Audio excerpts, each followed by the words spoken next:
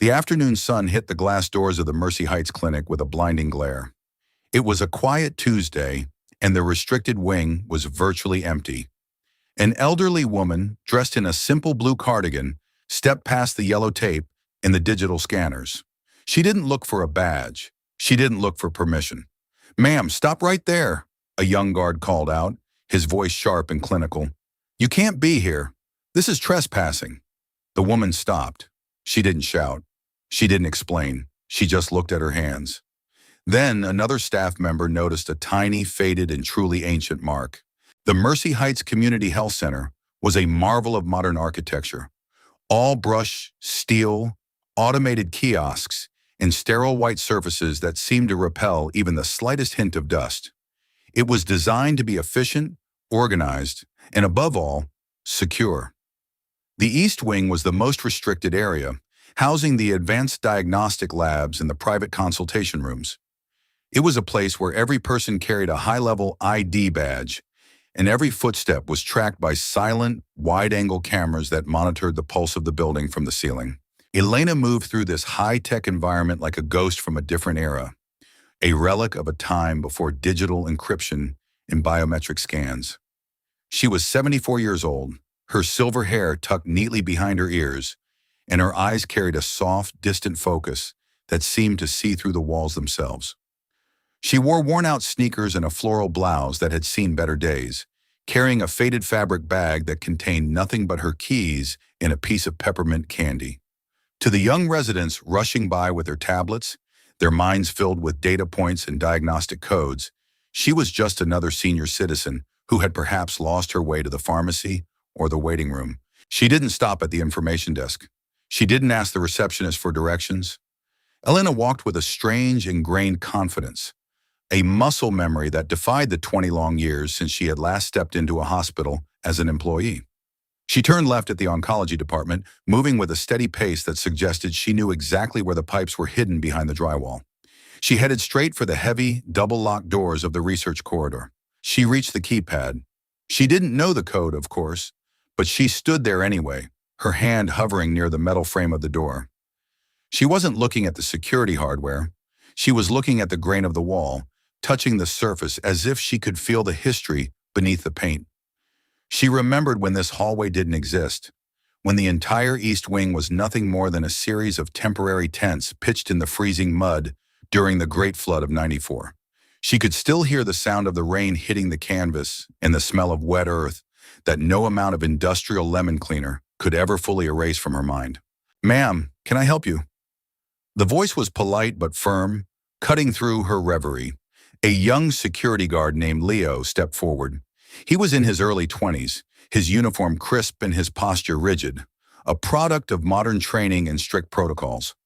He was trained to spot anomalies, and a woman in a blue cardigan standing in a restricted research zone was a glaring anomaly that required immediate intervention. Elena turned slowly, her movements graceful despite her age. She didn't look startled or guilty. She looked peaceful, as if she were greeting an old friend. "I was just looking for the old triage station," she said softly, her voice steady and clear. Leo frowned, his hand moving instinctively toward his radio. "Triage is in the main lobby, ma'am. This area is for authorized staff only. You passed at least 3 restricted access signs to get here. I'm going to have to ask you to return to the public area immediately. We can't have civilians wandering near the labs." Elena looked back at the door, her eyes misty. "It used to be right here, the corner where we kept the emergency oxygen. The floor was always cold because of the leak in the roof, and we had to use sandbags to keep the water from reaching the ventilators." Leo checked his radio again, his brow furrowing. He saw an elderly woman who might be experiencing a moment of cognitive confusion or perhaps a late-onset nostalgia. He didn't want to be harsh. He had a grandmother at home who sometimes forgot her keys, but the rules of the clinic were absolute and unyielding. "I understand you might be remembering something from the past, but the clinic has changed. This is a secure facility now. Please walk with me. We can't have unauthorized visitors in this section. It's a liability and a safety risk." Elena sighed, a long, weary sound that seemed to carry the weight of 1,000 12-hour shifts and countless lives touched. She didn't argue. She didn't claim she had a right to be there based on her years of service. She simply let her arms drop to her sides, the fabric of her cardigan fluttering in the sterile breeze of the HVAC system. "I'm sorry," she whispered, her voice barely audible over the hum of the machines. "I suppose I forgot where the lines are drawn now. The walls are much thicker than they used to be." Leo began to lead her back toward the main elevators, his hand hovering near her elbow but not quite touching it. He watched her closely. She moved slowly, but she didn't seem lost or disoriented. She seemed like she was mourning a lost world. To Leo, she was a trespasser who had made a simple mistake. To the rest of the staff, watching through the glass partitions, she was a nuisance who was slowing down the afternoon rhythm of a high-efficiency workplace. No one saw the nurse in Elena. They didn't see the woman who had spent 40 years of her life in white hallways, acting as the bridge between life and death. They didn't see the skin that had been scrubbed raw by antiseptic, or the back that had been bent by the weight of lifting patients who had no one else in the world to hold them. They saw a senior in a floral blouse who didn't belong in the high-stakes environment of the East Wing. As they reached the elevator, Elena reached out to steady herself against the cool metal wall. Her sleeve pushed back just an inch, revealing her thin, pale wrist. There was a tiny, faded blue mark there, not a modern, professional tattoo, but an old, amateurish ink dot surrounded by a faint circular scar. It looked like a blemish or a smudge to the untrained eye, something easily ignored or dismissed. But in the hidden history of this city, that mark carried a story that was about to break the silence of the modern clinic. The elevator doors opened with a soft, electronic chime, but before Leo could guide Elena inside, the floor manager, a man named Harris, stepped out. Harris was the kind of administrator who valued efficiency and data above all else. He was holding a sleek tablet and looking at his watch, his face etched with the stress of an upcoming budget review. He lived in a world of percentages, turnover rates, and legal compliance. "Leo, why is this civilian still in the East Wing?" Harris asked, his voice echoing sharply in the hallway. He didn't look at Elena as a person. He looked at her as a security breach on his afternoon report. "She was found near the research lab, sir," Leo replied, trying to keep his tone neutral. "I'm escorting her back to the lobby now. She seems a bit nostalgic about the building's history." Harris looked at Elena then, but he didn't look at her face. He looked at her outdated clothes and her lack of a colorful visitor's pass. "Ma'am, trespassing in a medical facility is a serious matter. We have sensitive equipment and patient privacy to maintain.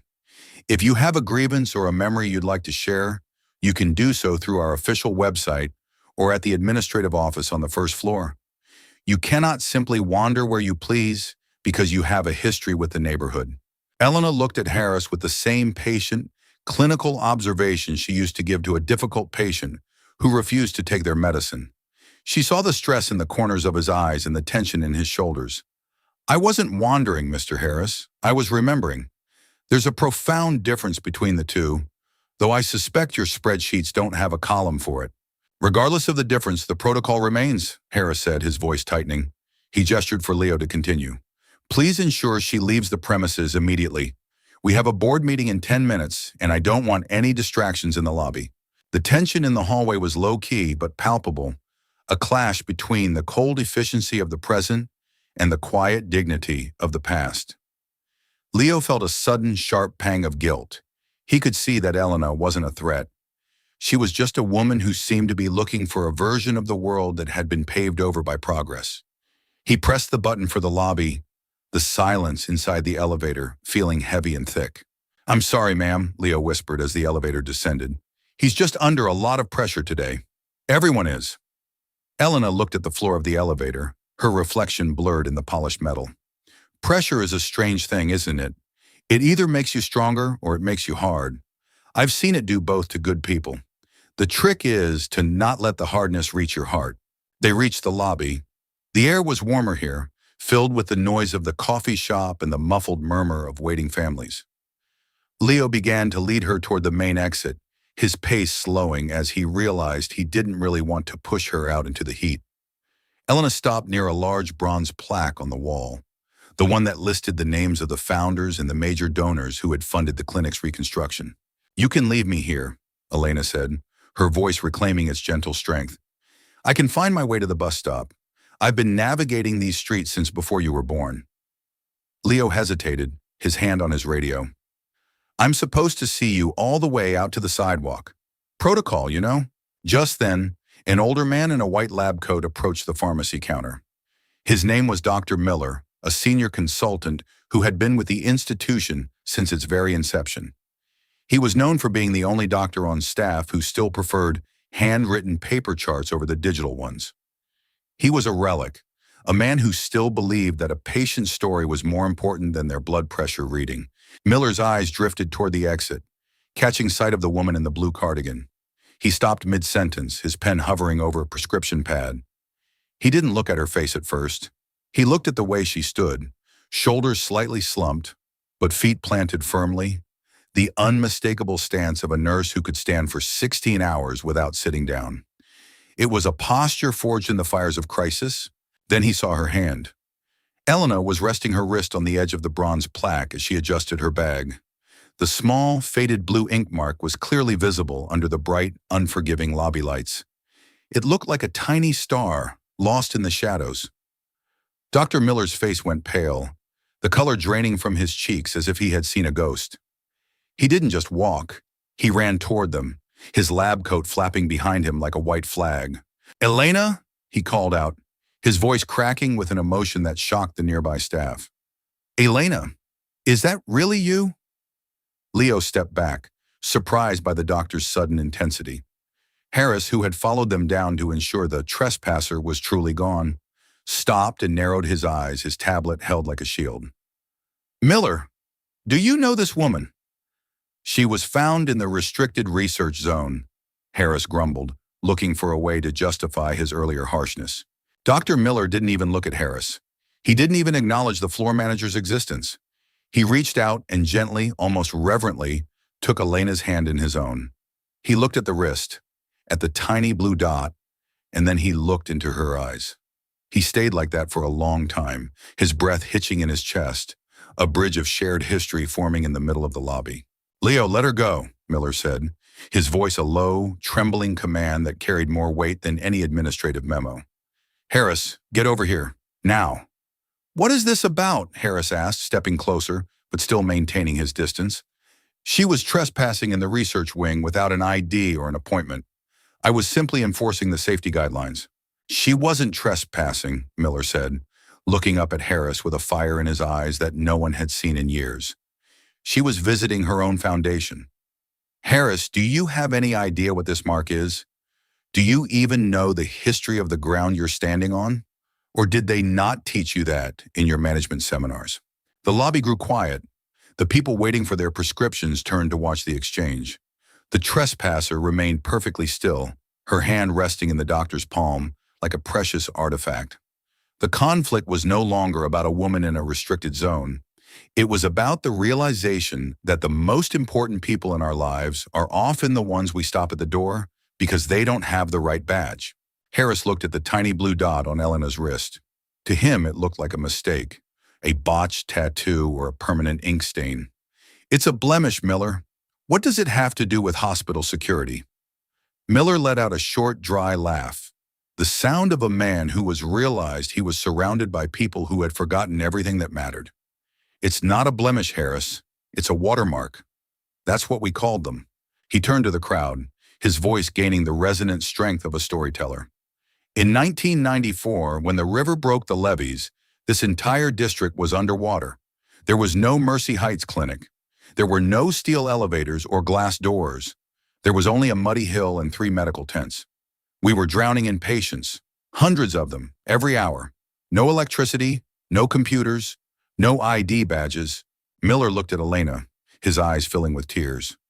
"The volunteers who stayed through the entire month, the ones who worked until they collapsed and then got back up, we decided to mark ourselves.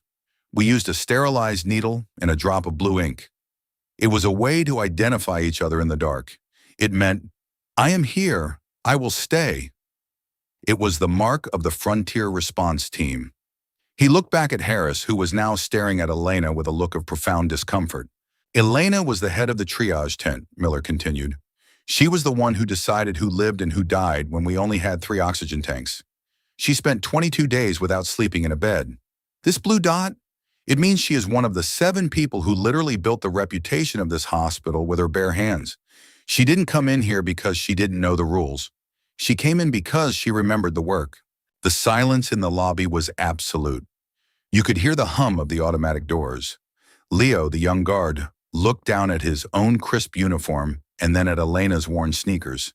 He felt a wave of shame so intense it made his throat tight. He had been escorting a founder out of her own legacy. I didn't know, Harris whispered, his clipboard suddenly feeling very heavy. There's nothing in the digital records about the ink. Because the digital records only go back 10 years, Harris, Miller snapped. You're so busy looking at the spreadsheet that you've forgotten the soul of the building. You saw a trespasser. I see the woman who saved my life when a generator exploded in the mud. Elena finally spoke. Her voice wasn't loud, but it carried the authority of someone who had heard the silence of 1,000 rooms. I didn't come here for a parade, David, she said to Dr. Miller. I just wanted to see if the corner was still there. I wanted to see if the clinic was still a place where people looked at each other's eyes. She looked at Leo, the guard. She reached out and patted his arm. You did a good job, young man. You were following the rules. That's what keeps a building standing. But don't forget that a building is just a shell. The people inside are the only things that are real. Leo couldn't look her in the eye. I'm so sorry, ma'am. Don't be sorry, she said softly. Just be curious. Next time you stop someone at the door, ask yourself why they're trying to get in. Sometimes they aren't looking for trouble.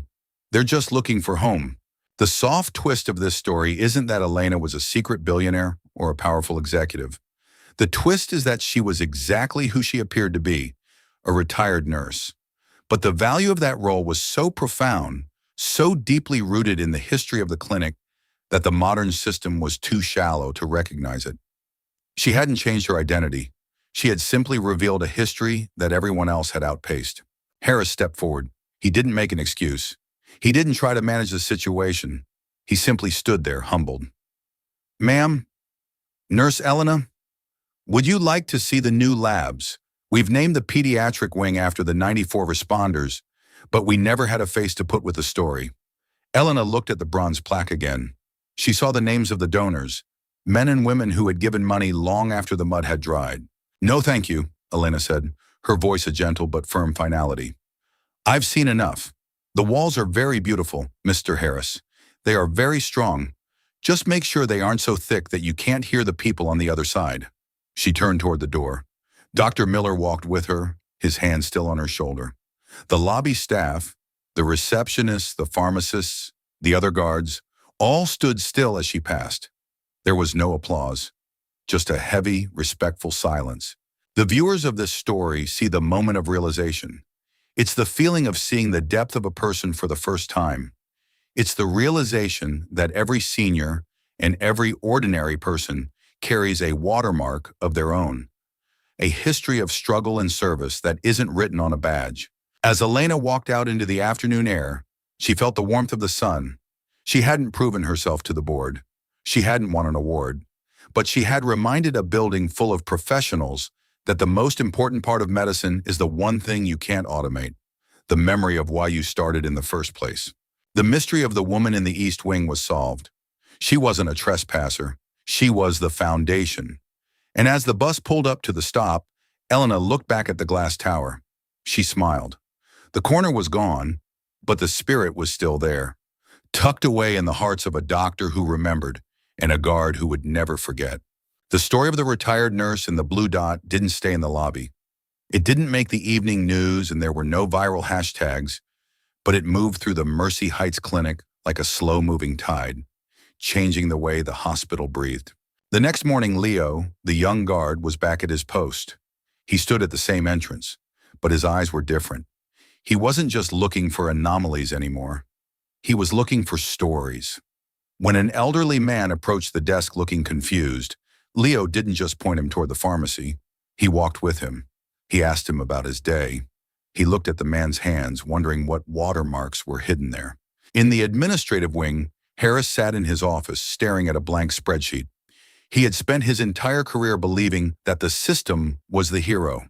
He thought the data was the truth. But now, every time he looked at a report, he thought about the blue dot. He thought about the mud in the tents. He made a small, unremarkable change to the hospital's orientation program. It wasn't a policy shift or a budget item. He simply added a mandatory 30-minute session for all new hires. The history of the hill. He asked Dr. Miller to lead it. He wanted them to know that the clinic wasn't built on steel beams. It was built on the endurance of people who stayed when the power went out. The Elena mindset began to spread. The nurses started asking the seniors in the geriatric ward more questions. They didn't just check their vitals, they checked their memories. They found that the difficult patient in room 4B was a retired engineer who had designed the city's bridges. They found that the quiet woman in 2A had been a teacher for 50 years. This is the real ripple effect. It wasn't about the recognition of one woman, it was about the rehumanization of an entire staff. They realized that professionalism had become a mask for indifference. They had been so focused on being efficient that they had become blind to the very people they were serving. One afternoon, a month later, a young intern was rushing to a meeting. He saw a janitor struggling with a heavy cart in the hallway. In the past, the intern would have brushed past, his mind on his career. But this time, he stopped. He saw a small faded scar on the janitor's arm, a simple mark of hard work. "Let me help you with that," the intern said. The janitor looked up, surprised. "Thank you, doctor. Most people don't see me." "I'm learning to look," the intern replied. Impact doesn't have to be loud. In fact, the most profound changes often happen in total silence, in the decision to hold a door, to ask a question, and to value a person's presence over their credentials. Elena never returned to the clinic. She remained simple, quiet, and still sat in her wooden chair in her small garden. She didn't need the East Wing's validation. She felt reassured knowing she had left an impression even deeper than ink. The soft reveal for the clinic was that the most powerful person to ever walk through their doors was the one they almost kicked out. She was the one who reminded them that the rules are meant to serve the people, not the other way around. A small move, a quiet word, a tiny blue dot. That is how the silence is truly broken. That is how a community finds its heart again. The trespasser had become the teacher, and the system had finally learned how to listen. The story of Elena is a mirror for all of us, especially in a world that is obsessed with status, security, and surface. We live in a culture of snap judgments. We see someone's clothes, their age, or their position, and we decide who they are. We see an old woman or a trespasser, and we assume they have nothing to offer. We value the badge more than the being. But Elena reminds us that every person is a landscape of hidden stories. Everyone is carrying a watermark, a mark of their endurance, their sacrifice, and their love. How many times have you been Leo? How many times have you looked past someone because they didn't fit your definition of important? How many times have you enforced a rule while ignoring a reality? True excellence is not about following the protocol perfectly. It is about having the awareness to see the human being behind the protocol. It is about the humility to realize that the person you stop at the door might be the one who once helped build it. Empathy is the only thing that can bridge the gap between a system and a soul. In your own life, look for the blue dots. Look for the people who are quietly holding the line in your community, your workplace, or your family. Don't wait for them to show you their badge. Look at their eyes. Look at their hands. Don't be afraid to be the one who asks, "Who are you?" Don't be afraid to be the one who listens to the story of the mud. Don't be afraid to be the trespasser of expectations. Impact doesn't have to be a billboard. It can be a tiny mark on a wrist. It can be the decision to treat a stranger with the same respect you would give to a founder. The Mercy Heights Clinic is still standing. The glass is still clean. The security is still tight. But if you walk through the lobby today, you'll notice something different. You'll see a young guard who smiles at everyone. You'll see a floor manager who takes the stairs so he can talk to the staff. And if you look closely at the bronze plaque near the exit, you'll see a small, handwritten note tucked into the corner, left by an anonymous hand. It simply says, "The foundation is the heart." One move, total silence, and a world changed because one person chose to pay attention. What will you notice today? Whose story will you finally hear? The world is full of watermarks. Are you brave enough to see them? One move, total silence, and a life made whole by the truth.